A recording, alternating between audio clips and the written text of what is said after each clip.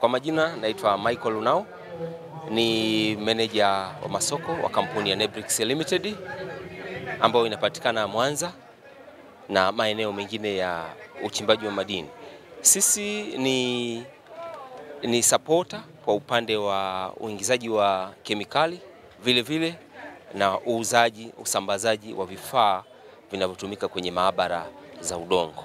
Sisi ni sehemu mojawapo ya mapinduzi ya sekta hii ya madini, kwa sababu kama kauli mbiu inavyosema, ukuaji wa sekta ya madini ni matokeo ya matumizi ya teknolojia.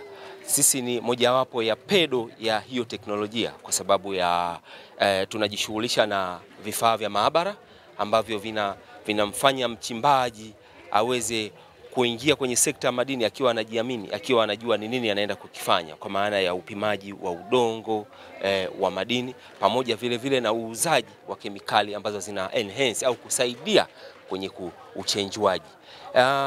Nebrix Limited sisi tunapatikana Mwanza, tunapatikana Kahama, tunapatikana Geita, tunapatikana Mbeya, tunapatikana Tarime na vile vile Songwe kule Mbeya na Matundasi.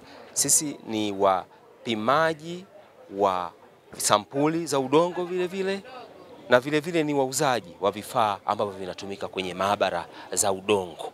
Kwa hiyo tunawakaribisha wateja wetu kwenye banda la Nebrix Limited hapa kwenye maonyesho ya 8 ya teknolojia ya madini hapa Geita. Lakini watoaji wa elimu wa matumizi ya kemikali tunafanya nao kazi bega kwa bega, kwa sababu sisi ni waingizaji na wasambazaji wa kemikali, na vile vile ni watoaji wa elimu kwa wale watumiaji wa kemikali, jinsi ya kuweza kuhifadhi zile kemikali ambazo tayari zilishaishiwa na muda au zilizotumika, jinsi ya kuzihifadhi ili kulinda mazingira yetu. Kwa hiyo TASAC sisi tuko nao karibu sana, wao ni wataalamu zaidi, huwa wanatupa uwezo zaidi ya kuweza kuwasiliana moja kwa moja na wateja wetu ambao ni watumiaji wa kemikali. Majina naitwa Laurencia Baraka, natokea kwenye kampuni ya Rockvein Assay Laboratory. Ni maabara inayojihusisha na upimaji wa sampuli za madini.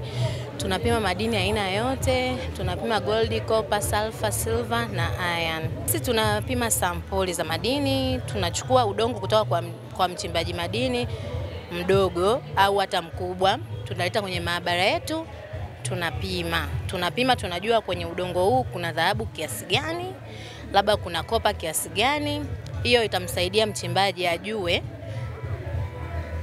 ajue ni kemikali kiasi gani atatumia katika uchenjuaji wake wa dhahabu.